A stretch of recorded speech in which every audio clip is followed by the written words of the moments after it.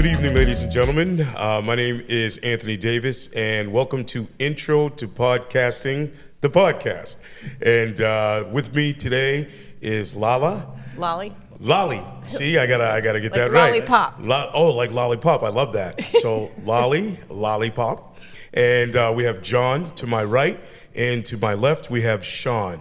Yes. And we're here to answer any and all questions regarding podcasting. If you have anything you would like to ask us, be right now. Just go ahead and spit it out. Do you have one, Lolli? I do. What do you have, Lolli? Tony, what do you have? wanted to know, what was the subject of your very first podcast? Interesting enough, I had a student of mine in my leadership class, Jackson Oliver, interview me. And he just kind of asked me what were the footprints that were put on me regarding why am I doing what I'm doing. And a lot of it went back, Lolli, to my parents. My father specifically would challenge us academically in the house, and so that had a lot to do with it. And then I also played sports, and that also had a lot to do with it. Sports being where it's a galvanizing thing, we're all kind of working for the same common goal. And so that had a big influence on me in terms of who I am, how I turned out, and why I do it. Thank you for that question, by the way. It's great.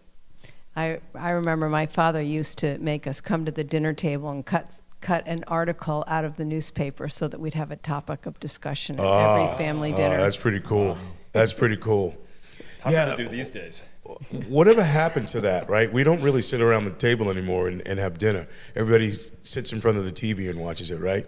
But you're right, that was a big thing in my house as well. Like, we'd sit down for dinner and everybody would figure out, like, how did your day go? What did you do? What was fun? What was engaging? Did you meet anybody interesting today? Did something happen to you? So, you know, that whole thing has kind of gone away since the age of the cell phone, I should say, right? And the iPhone or whatever that is. But yeah, that was a big thing in my house growing up too as well, Lolli. So thank you for sharing. I appreciate that. How about you, John? Did you have that in your house? I was going to say that as you, Lolli, mentioned it.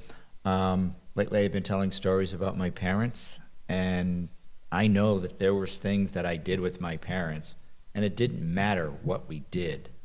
We were together. Like, there was times after my mom passed, I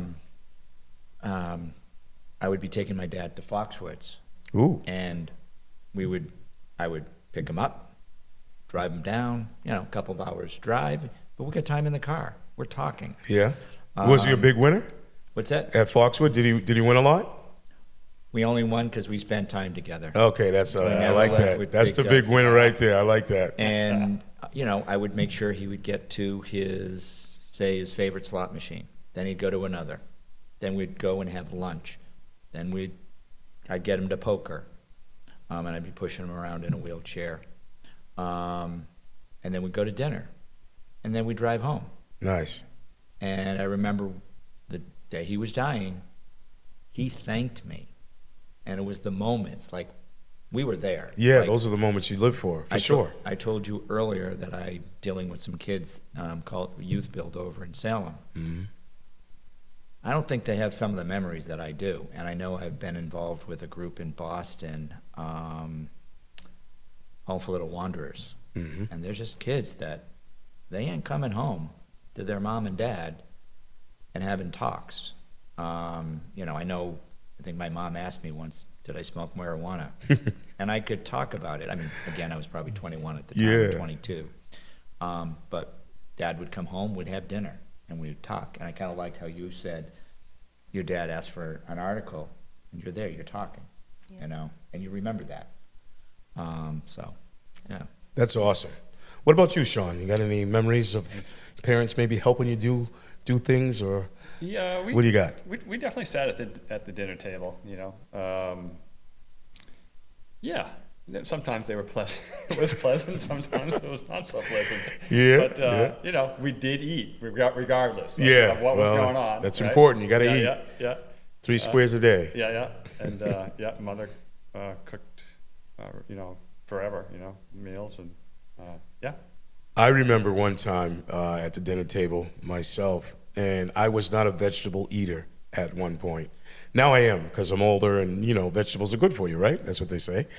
But anyway, my mom made me sit at the table to eat broccoli. It was terrible. I was like, what is this? This is awful. It looks like a tree. I don't want to eat this, right? But she said, you'll thank me later. And you know what? Thank you, Mom. Years later, I am thanking her, because now I am eating it. So there's that.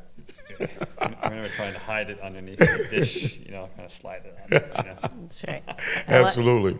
I like to say you don't get a hall. Your body doesn't give you a hall pass for not liking vegetables. Yeah, it certainly does not. You're right. You definitely need to eat those to keep your strength up and also stay well nourished and help the body do what it needs to do, right? Do you have any more questions for us, Lolli? Oh, let's see. I had a question for Laurie, if we can be spontaneous. Sure. Yeah, absolutely. Oh, yeah. Do you get into teaching people to cook with vegetables, how That's to good. get them into their diet, good and question. recipes? I do all of those things, and I do have. I'm a national marketing director for a whole food nutrition company, and I have been eating a product called Juice Plus for 19 years, and I would have never have looked at it except for the fact that it is fruits and vegetables in a concentrated form, and it is a game changer for getting kids to like fruits and vegetables, because they're getting these fruits and vegetables in a chewable form, and it is changing their metabolic programming. Wow. So it's a tool that I use in addition to doing education and some behavior modification. How about that? Would that be good for a 62-year-old? Absolutely. We say it's good for everybody from the womb to the tomb. Oh, we love it. We love it. That's a great question, John. Beautiful. I like that. What else you got for us, Lolli? Let's see. More questions. Let's see. Sean. We'll ask Sean a question. I want to know where Sean got his cool hat, Ooh. Got it. because that's got a lot of personality Yes, on it. indeed. South Africa. My like wife's it. South African, Cape Town, and I've had it for a few decades now. It's starting to wear out a little bit, huh? Yeah, there's a word, Afrikaans word for it. I don't know what it is, but yeah, I got it in South I Africa. like it. Well, it Every reminds time me I of- see it, it reminds me of Crocodile Dundee. Yeah, exactly. I was just going to Right? say, yes, Huh? you took the words right out of my mouth. Yeah, And maybe one of the words could be character. Yeah, for sure. We like Personality. that. it's Very good, nice. good in the rain and good for the sun. There you go. Yeah. We like that. What else you got for us, Lolli? Let's see. I'd like to know, how many guests have you had on your podcast? Is it always just one guest, or have you had more than one guest? Well, for me, Lolli, me. thank you for asking that question. For me, it was like multiple guests. I have different guests. So I have some of my students who have been on, some of my colleagues. I had Mr. Bond on just recently, who was a science teacher. I had early on, when I started doing it at the Beverly High School, I had Mr. Souza and Mr. Stanchel, who were both history teachers. They had been on. I had Mr. Coder, who was an assistant principal. And just yesterday, episode 23, I had our fearless leader, Mr. Mark Thomas, who is our principal at Beverly High School. So my guests are multiple. I try to pick engaging guys and gals who come on and just tell this story. I think episode 21, I have Julia Q. Long from Green Beverly, who was very fun and very engaging, and we had a great conversation. And so I try to pick guests that are bubbly and fun and interesting, like they have a story to tell, and everybody does, but let's see what yours is like and how is it going to impact our public, basically. Like, how is it going to really give a ripple effect to everybody who's listening? That's what we want. I'd love to know, have you made some nice connections with your guests between each other to get initiatives and programs and conversations going among your guests once they learn the stories of the people that are on your podcast? Yes, so it's funny. Most of the kids, like, I made Mr. Coder a rock star. because he's walking down the hallway and they're like, "Oh my God, Mr. Coder, I didn't know you were colorblind." You know what I mean? So that's one of the first questions I usually ask my guests is, "Tell me something about yourself that nobody knows." And they're like, "Oh, that's kind of tough. Let me think about it." And then they think about it and they give me something kind of quirky. So seeing that and having them now interact with Mr. Coder on a different level, other than discipline, is rewarding for me as an educator. And it also makes the BHS culture and community a lot more closer in terms of that, because kids can now now he's not this big guy up on a pedestal who's just doling out discipline. He's this guy who's colorblind, and we can laugh about it, right? So that's one of the best things I think that's come out of it so far, is kids, like, once they come on or they see their peers on, they kind of rib them a little bit, or they see Mr. Coder, or they see like someone else on, and now they can approach those people in a different perspective, in a different light. Yeah. So that's the makes best them part. more human. Oh, 100%. Yeah. Yeah, without a doubt. That's great. All right. What else you got for us, Lolli? Oh my goodness. You got plenty of questions, I I got the think. questions. Oh my goodness. Okay. This one's for Sean. I haven't even asked any of the ones on here. I've been ad-libbing. It's all right. Let's see. Want me to help you out? Let's see. Yes. Why don't you help me? Well, I wasn't going to look at that. So I was going to ask you, can you see yourself doing this in a short while? I can. Yeah. I can. I'm trying to just figure out how. I've got so much content in my head and so much I want to say. Yep.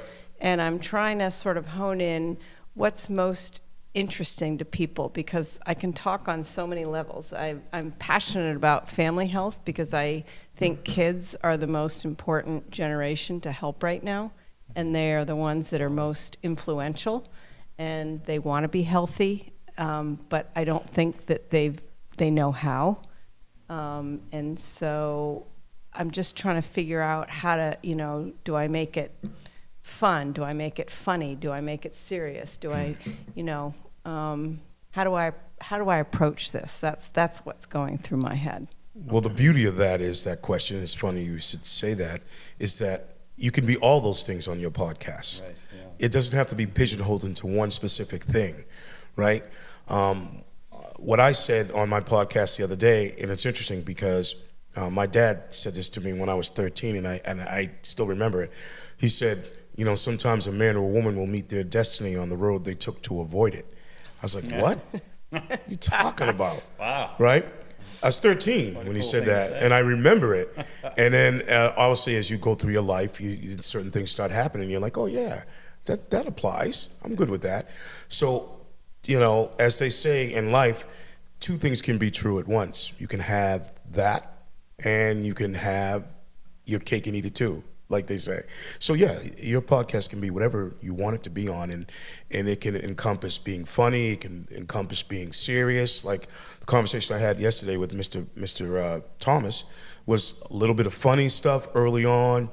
We got a little serious about like his role at the high school and what he wants to get out of it and how he's steering the ship there, and then we got funny toward the end of it. So yeah, I mean, I would say all those emotions encompass a good podcast that's really entertaining, because you don't want to put people to sleep. You want to have engaging guests, right? And you want to have engaging conversation. So it encompasses all of that, right? Yeah. I think. Anyway. Who do you envision having on as a guest? All kinds of people who are in the education world. I think education and nutrition and family. I'm big on, as I said, helping parents armor up around the family dinner table, because I find parents, they have really good intuition. Moms, they have great intuition, but they often get sidetracked because they get busy and they get beaten down by their kids, and it's easy to kind of just say I give up.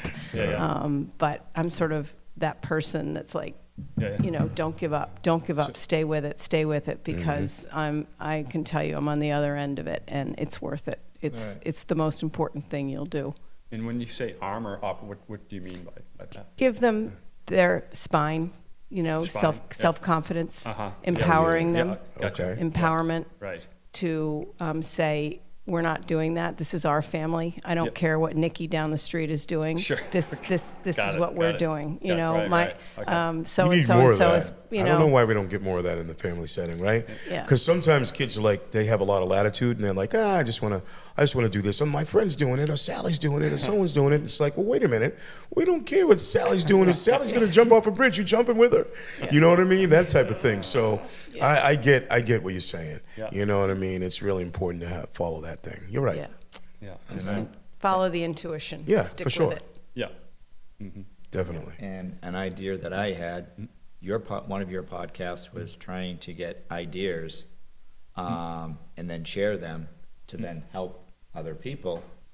So one idea I had was maybe you talk to air rail side, and maybe you set it up where you have maybe one teacher and 3 students, something that's manageable, and then maybe you go to the Putnam School or North Beverly, and you're talking to students, then other students and parents are hearing, and then as you go along, maybe you learn what the kids want, whether they want it to be fun or a combination of both. Yeah, that's a great idea, is interviewing students. Oh, without a doubt. Yeah. You get so much gold content. I mean, they're like a resource for everything. You know, it's funny, like, I had a kid say to me the other day, hey, Mr. Davis, did you ever see that movie, Super Size Me? Yeah. And I was like, yeah. Did you just watch that? He goes, yeah. I go, well, you know that guy just passed away, but he was completely healthy when he started eating McDonald's food, right? Like he ate nothing but McDonald's food for 30 straight days, breakfast, lunch, and dinner.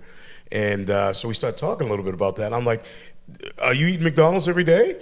He goes, well, yeah, I've been eating McDonald's for like a week. I go, stop eating McDonald's for a week. You know, every once in a while is okay, but he was like, we were just joking about it. But it was funny how kids are informed about certain things that I didn't think they would be informed about, right? And that's the content in the world we live in today, where I think social media plays a really big part of that. Most kids have a social media account, or their friend does, or they're part of some chat or whatever. And it's interesting how the information gets out there, right? But it was funny how he asked me about that movie, and I was like, how do you know about that? You know what I mean? It was pretty cool. They haven't seen Mrs. Leeson's 18-year-old Happy Meal that sits on my desk. Ah, okay. And I open it up and it looks the same. Oh my. That scares them. Yeah, I would say like, hey, wait a minute, what's going on here? Straight. It's been sitting here for a while. It hasn't changed. That's right. It's interesting. I think you should definitely go forward with your podcast. Yeah. I think you will anyways, but Yeah. I'll second it. Yeah. Yeah. Well, you've given me some good ideas. Thank you. Well, listen, So needed. absolutely. When you're talking about like health and nutrition, especially today, I think it's important that we all do that. I mean, I'm going to be 63 in September, and I feel pretty good. You know, I play basketball on a regular basis. I'm always been active, and I think part of nutrition is also like you are what you eat. And it's funny that you say that, but it's true. Like, so for me, I try to like think about what I'm gonna have for dinner. Like tonight would be, I think, fish and spinach. An interesting side note, by the way, I live in Gloucester, so if you ever up there, it's the home of the Gorton's fishermen. And my wife, who her grandmother used to own a restaurant, doesn't eat fish at all, which is, I thought, pretty funny when I first met her. And that's like the capital fish capital of the world, right? Gloucester. But anyway, that's you have such great content to get out. I think it would be really advantageous to pursue this and let people know, nutrition is really important, and that's what I think of it anyway, and I think it'll be good. I always tell kids food becomes part of you. Yes. So choose wisely, teaching them. Yeah. Oh, side note, by the way, in just what we were talking about McDonald's, I heard, and I don't know how true this is, there are 27 ingredients in the McDonald's French fries. That's what I heard. 27. So, like, if you go to, like, Europe or something like that, I was talking to Mr. Bren. He said there's 3 ingredients in McDonald's French fries in Europe: oil, in the French fries, the potatoes themselves, and then the salt. He goes, over here? Because we got all these ingredients we put in them, especially sugar, and I thought that was interesting, right? Because he watched a movie called Fed Up. Have you seen that movie, Fed Up? Fed Up. And that was part of it, and I was like, wow, that's interesting. I never knew that, and here I am munching on McDonald's French fries, like, because they're so good. Well, the regulations are very different. Yes. They're banned. All these substances are banned in Europe, but they're not banned here. But they're U.S. companies, so they give us the junk and then give the clean stuff to the, So see, having that on your podcast, that's great content. So people didn't know that. Yeah. Now they will know that. Yeah. You know what I mean? So you definitely have something to say. I can add to those French fries. I happened to go there with a friend. She told me that she had heard that the oil that they cook the burgers in, they will take some of that and cook the fries in it, and that's why maybe they get some of their great taste. Oh. Or I won't say, I don't want to use the word great fries, but Yeah, I haven't had McDonald's in years, to be honest. It's funny. I mean, I was an advocate for that. I was like, I'm gonna have some McDonald's. Now I just make a different choice now because I'm older and I know how it's going to sit on my body and how it's going to make me feel. Yeah. So I just try to make conscious choices, better ones, than I have been in the past. So Shop the perimeter of the grocery store. Yeah, for sure. For sure. as you just said, what you just said, I had been thinking in the back of my mind. Last year I did a 21-day sugar detox, and that takes out a lot of the processed foods and stuff. And I just went to Tender Crop Farm, and that's where I was shopping. And in that, the marketing, not marketing, but the education from the 21-day sugar tox is, yes, just the end aisles, but maybe an idea of people to interview. You could go to Tender Crop Farm, maybe get the owner or somebody there, and then they can kind of talk about their fresh vegetables, what they do. Could be interesting. Yeah, well, that's a good one too. Yeah. Yes, indeed. Look at this, all these show ideas. I know. John's Journey. Remember that. That's yours. That's your show idea. It's funny. I do believe that there's this energy out there. There's a reason the four of us are here. I might start eating better, and You're going to I might obviously have- podcast your journeys. I might have a name for my podcast. Yes, now. indeed. For sure. I have a great. name that I was thinking of is what's a parent to do when Doritos are taking over? Oh, see, that's a good question. Because I like Doritos, but I'm like, I got to stay away from them. They are Oh, boy. Yes, indeed. Well, I think there's just read that an effort to take the food dyes out of food, right? And with a new. Yes, they are. Well, for Administration. instance, like Fruit Loops, as an example, the Fruit Loops that are sold in Europe are different than the Fruit Loops Right. sold here. Right, They yeah. have to be colored with, the colorings are- beet, like fresh beets, Yeah, and yeah, have to yeah, have yeah. natural, like, Yeah. But here they can be colored with dyes. But they are taking out the red dye, number 40. Yeah. Oh, thanks. Yeah, they are. You won't be able to get that anymore. Oh, Sorry. man. Sorry, Tony. That's a bummer. I used to be a cereal eater back in the day, though. Captain Crunch with Crunch Berries was my big favorite. Sure. Frosted Flakes, that was good. Raisin Bran, I used to eat a little bit of that. You know what I mean? Lucky Charms was another one. Count Chocula. Yeah, Count Chocolate, all of that. The ones the milk turns pink. Yeah, for sure. So, I mean, my daughter, I love her. My daughter, Carrington, she's 25. She loves cereal, loves it. So she's got Apple Jacks. Whoa. She's got all kinds of stuff, right? And I'm looking at it, I'm like, ooh, should I have some of this? Don't do it, T, don't do it. You know what I mean? Honeycombs. Yeah, she's got a lot of that stuff. Yeah, she's funny. She loves her cereal. I'm not I used to be a cereal eater, but then all of a sudden, as you get older, right, you're working out, right? I'm into like oatmeal now, wheat bran, stuff like that now. And it's like, I'll try to eat healthy. But it's funny, like sometimes you slip. You're like, I just got to have a muffin. Yeah. Right? Because sometimes that just happens, You just need one. Yeah. So. Well, as we get older, we need more protein. Oh, for sure. for sure. But sometimes you just got to indulge, because I feel like if I didn't indulge in a little badness, Yeah. I'd indulge in a lot of badness. Right. You know what I mean? So I just figured I'd just Try to go with the 80-20 rule. Yeah, for sure, for sure. I some fun. definitely agree with that, Lolli. Definitely agree with that. It's fun. All right, Anthony.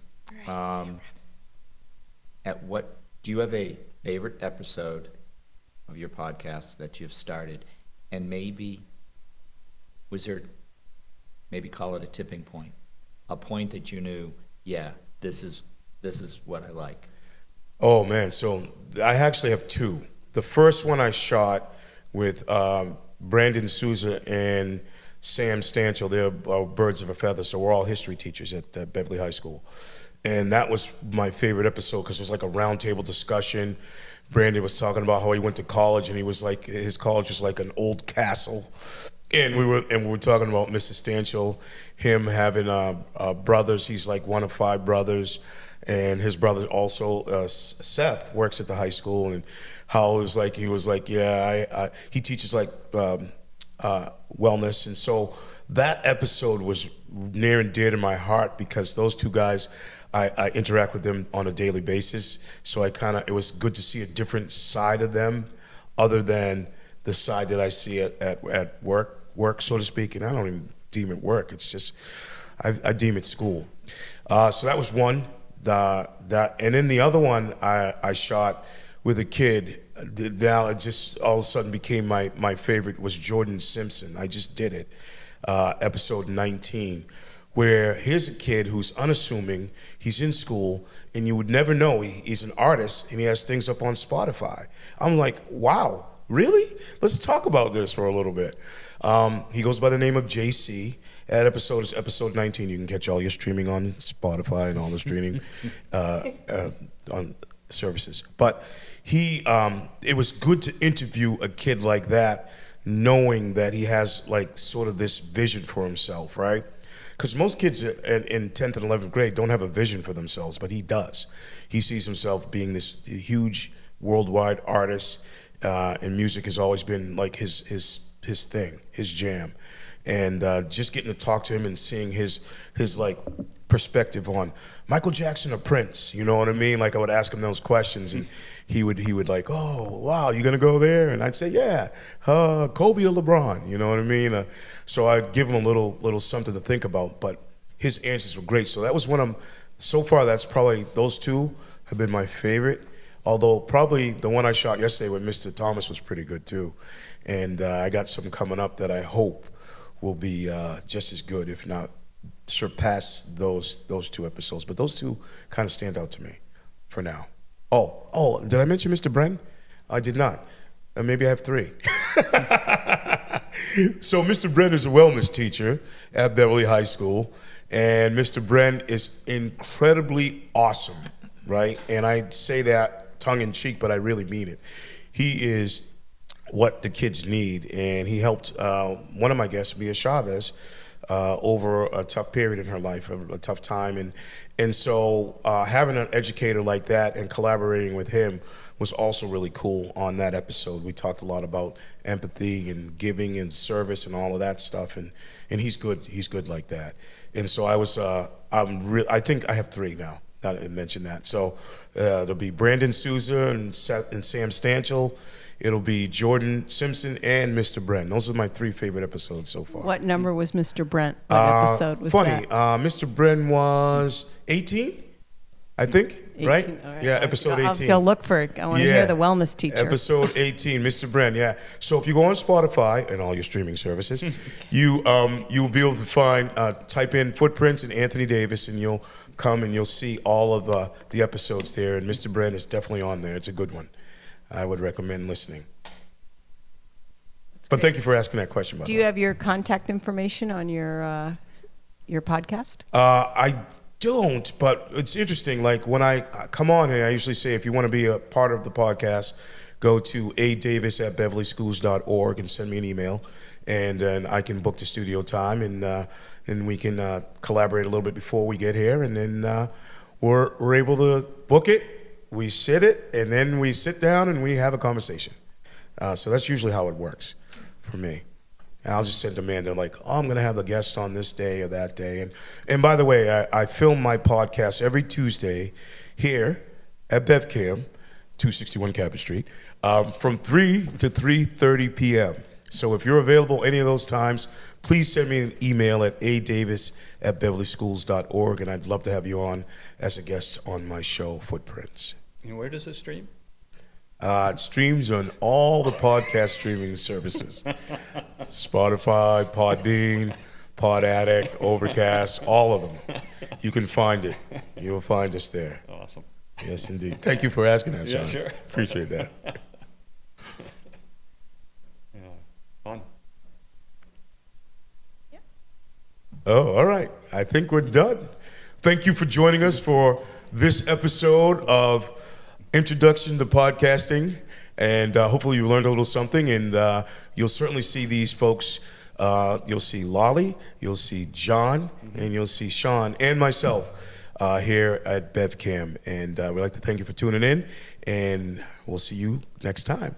Bye-bye.